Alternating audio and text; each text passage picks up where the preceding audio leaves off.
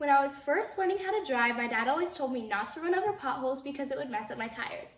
As much as I respect my dad, sometimes I'm not always careful and I accidentally run over them. Every time this happens, an image of my dad shaking his head in disapproval appears in my mind. I know my dad always told me not to drive over them because he wants to protect me. I'm an only child, so I think my parents are a little more protective of me than they would be if I had siblings. Parents never want to watch their kids fail and will do everything they can to protect them. However, I think sometimes it's good to fail.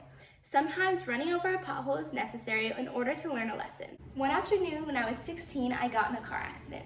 Thankfully, it was not a bad car accident and no one was hurt, but it was still one of the scariest moments of my life. I can remember it clear as day. It was a beautiful sunny day, so I decided to take advantage of it and go on a drive. I had just gotten my license, so going on drives was something I did frequently because the feeling of independence it gave me was exhilarating. For the first time in my life, I had felt like an adult.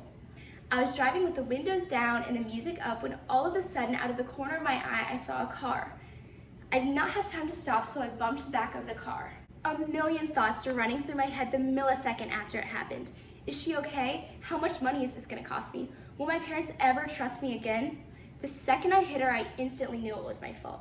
A feeling of immense guilt rushed over me. I had run a stop sign that had appeared to have come out of nowhere.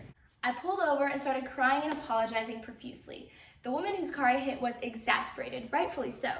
As scared as I was, I know it must have been a lot scarier for her because she did not have any time to prepare herself for what was about to happen. She asked me if I had been on my phone and I answered her that I had not, and after we both calmed down, we did the typical exchanging of insurance and went our separate ways.